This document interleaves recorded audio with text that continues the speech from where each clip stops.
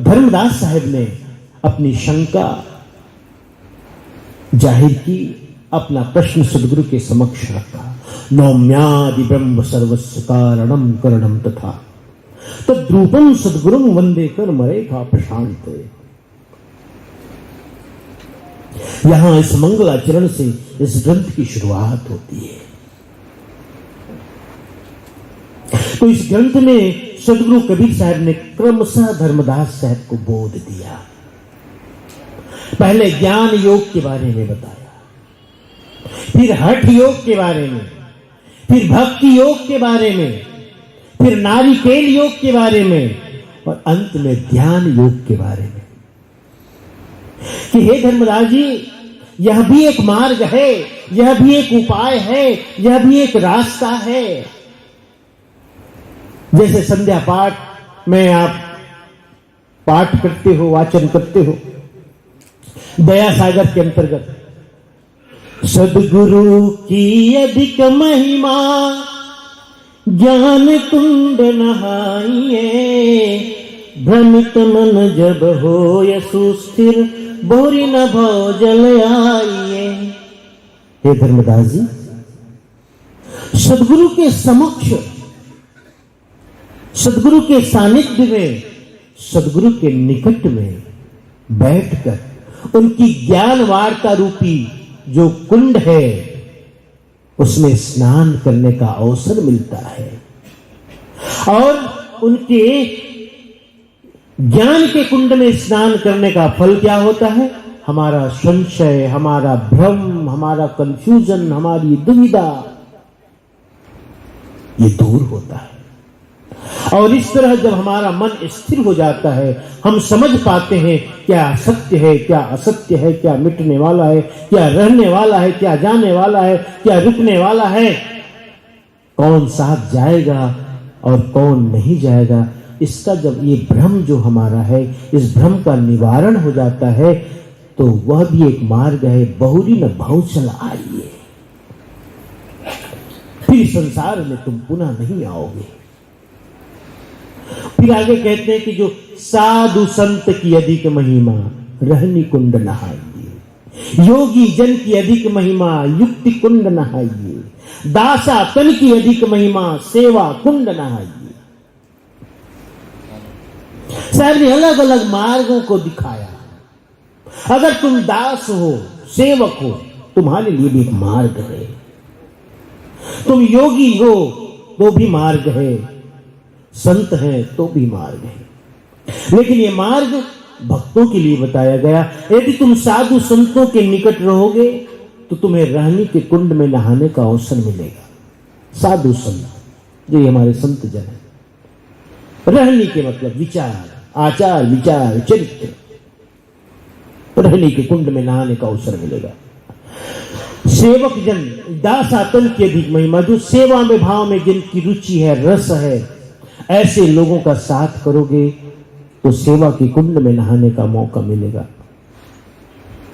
और प्रेम भक्ति पतिव्रत दृढ़ कर बहुरी न भव जल आइए। और ऐसी भक्ति पतिव्रता नारी की तरह, पतिव्रता नारी की तरह भक्ति करके इस संसार में पुनः नहीं आ सकते। इस प्रकार सदगुरु कबीर साहब ने धर्मदास साहब को संध्या पाठ में युक्ति और उपाय बताया।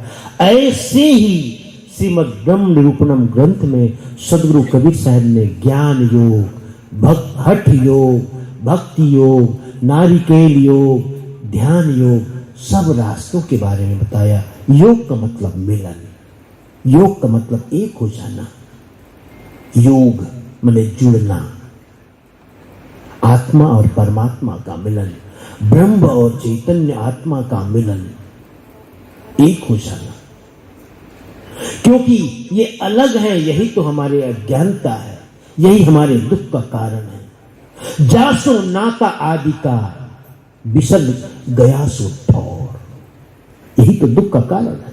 जासो नाता आदि का, जो हमारा आदि का नाता है, जो आदि पुरुष से जो हमारा संबंध है, उस संबंध को जो हम बिसर गए, भूल गए और भटक रहे हैं, यही तो हमारे दुख का कारण है। तो साहब ने कहा कि पहले इस बात को जानो कि तुम्हारा संबंध किससे था? जासो नाता आदि का बिसर गया सो ठोर। फिर तुम किस देश से आए हो? कहां तुम्हारा मुकाम है? कहां तुम्हारा ठिकाना है? जहां से आए अमर वह देशवा। तुम जहां से आए हो वो लोक का नाम है अमर लोक। अमर लोक वो तुम्हारा मुकाम है, जहां आदि पुरुष रहते हैं। आदि पुरुष के रहने का स्थान है, जो मुकाम है, जो लोक है, उसे ही हम सतलोक कहते हैं, उसे ही हम अमर लोक कहते हैं, उसे ही हम निजलोक कहते हैं। वही हमारा मुकाम है, वही हमें जाना है। और हमारा स्वभाव क्या है? जागृत रूपी जीव है।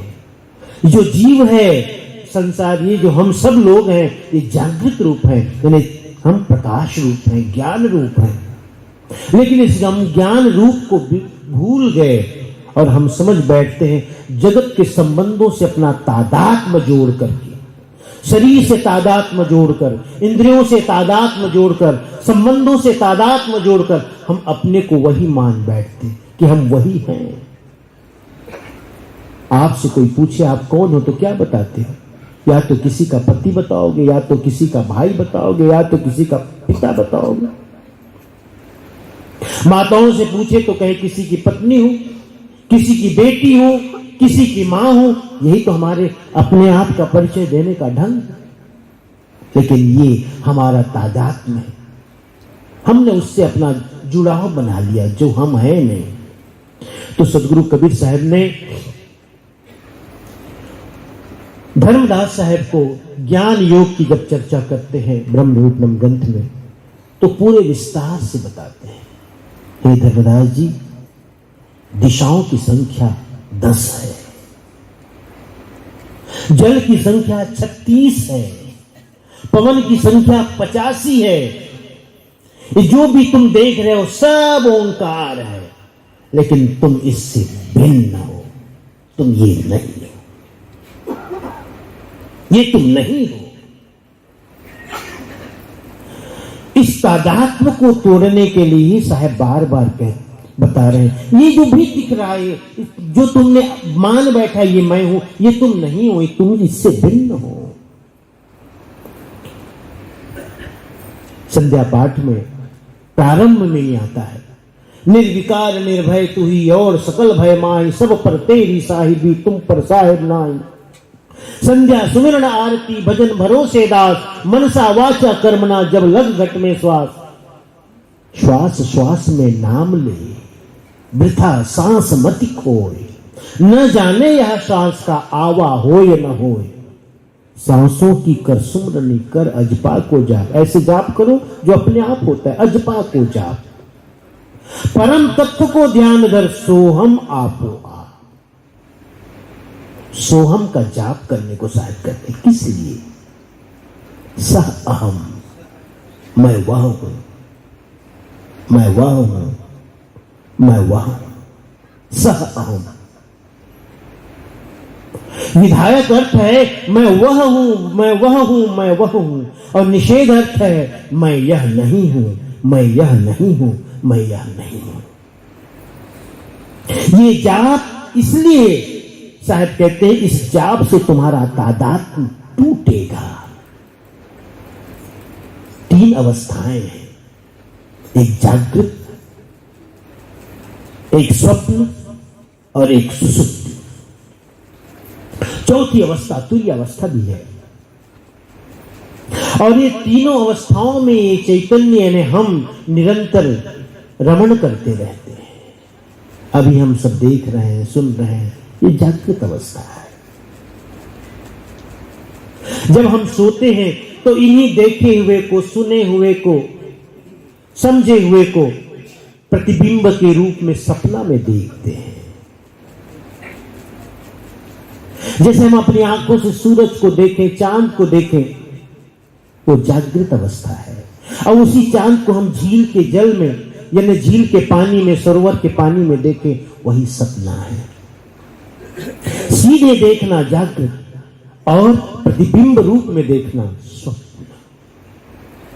जागृत अवस्था में 10 इंद्रियां, 5 कर्म इंद्रियां, 5 ज्ञान इंद्रियां, चतुष्टय अंतःकरण, मन, बुद्धि, चित्त, अहंकार, सब जागृत अवस्था में। इसके द्वारा हम संसार का अनुभव करते हैं, विषयों का अनुभव करते हैं। लेकिन जब हम सो जाते हैं तो हमारी 5 कर्मेंद्रियां, 5 ज्ञानेंद्रियां सब सो जाती हैं। फिर भी सपने के रूप में, सपनों में कुछ न कुछ काम करता है ना। हम सपना में देखते हैं कि कहीं घूमने जा रहे हैं, हम कहीं गए हैं, कहीं से आ रहे हैं, हाँ, और बहुत सी बातें। कभी भूत प्रेत के भी सपने देखते हैं, डरावने सपने भी देखते हैं, तो मुंह से चिल्लाहट भी निकल आती है, चित्कार भी निकल आती है। कभी कोई अच्छी बात है तो हंसी भी निकल आती है। कोई जग रहा हो, जिसे नींद न लगी हो, तो ऐसे हाथ झकझोर के कहता है, क्या भाई, क्या बात है, क्यों हंस रहा है, क्या सपना देख रहा है, लगता है बढ़िया सपना। और कोई अगर जोर से चिल्ला दे तो कहे, अरे डर करके तुमने चिल्लाया, कोई भयानक सपना देखा, तब भी उठा दे।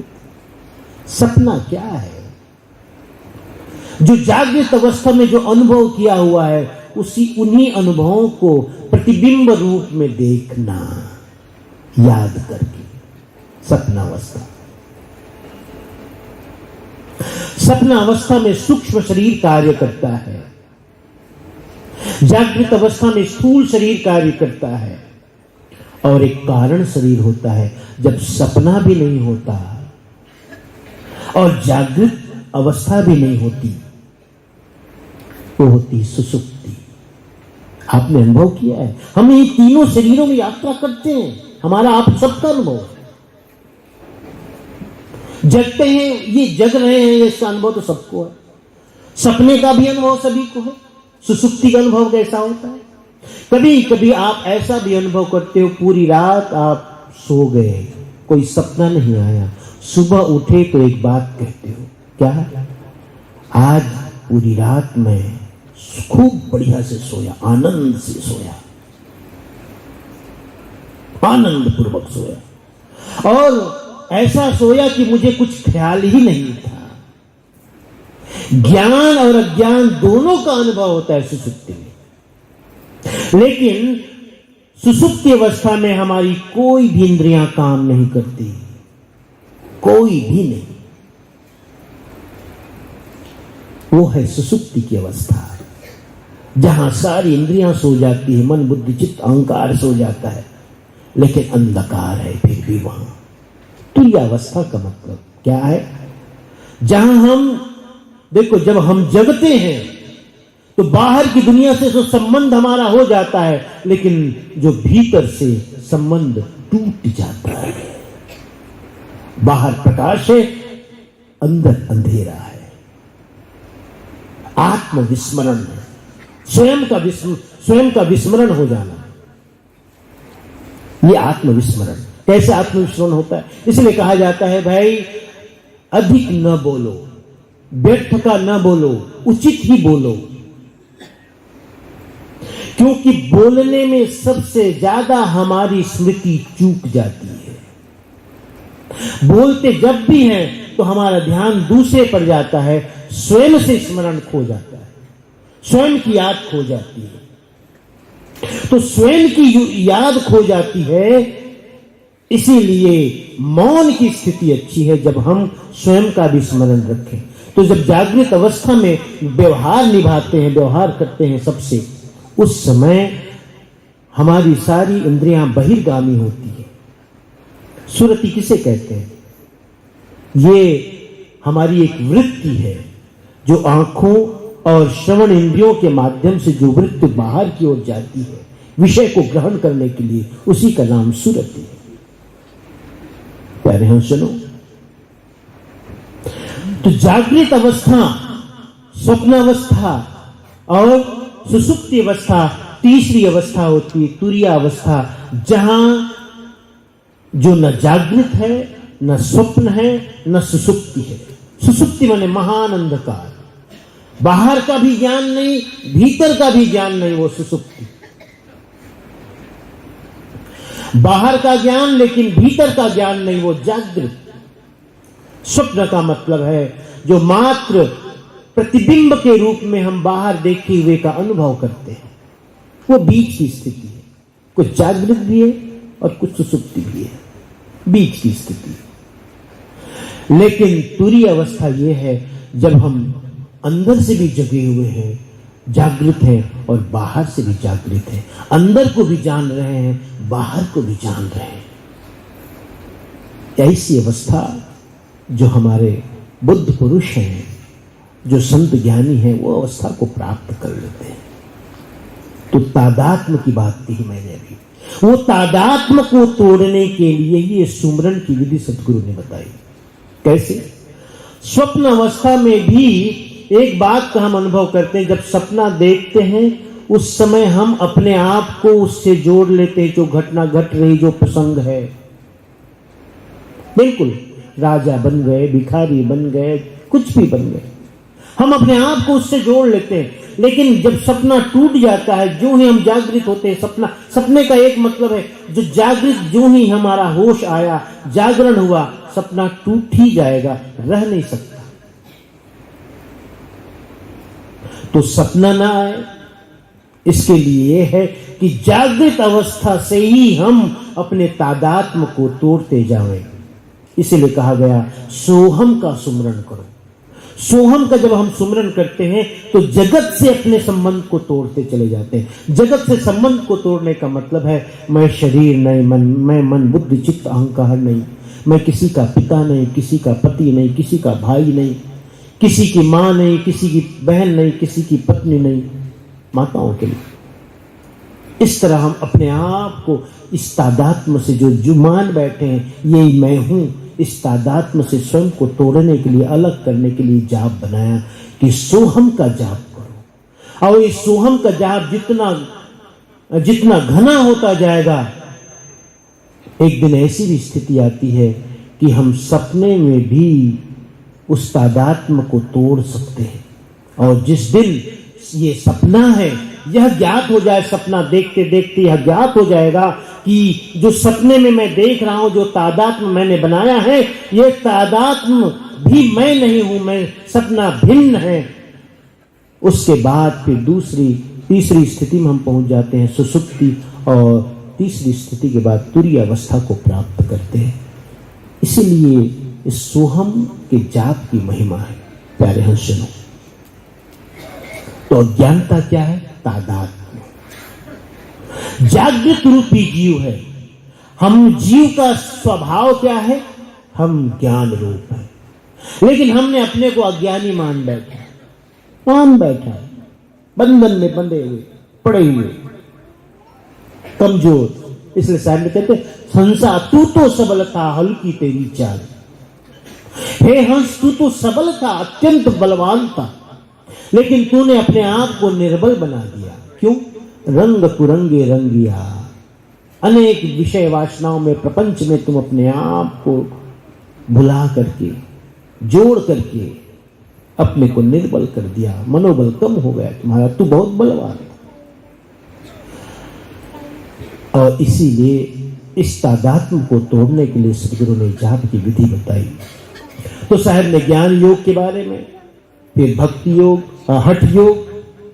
हठ योग के बारे में साहब कहते कि देखो, पहला जो चक्र है वो मूलाधार चक्र है, दूसरा चक्र स्वाधिष्ठान चक्र है, तीसरा चक्र है वो मणिपूरक चक्र है, चौथा अनाहत चक्र है, पांचवा विशुद्ध चक्र है ना, और छठा जो चक्र है, कुछ नाम उसका आता है, सातवां आज्ञा चक्र है, आठवां जो सहस्रार है। ये साहब ने, ये तो वर्णन सब जगह मिलता है, आठवें चक्र तक की सब बात करते हैं। जो आठवां चक्र है, सहस्त्र दल कमल, पुष्प वाला, पंखुड़ियों वाला कमल, हजारों पंखुड़ियों वाला कमल,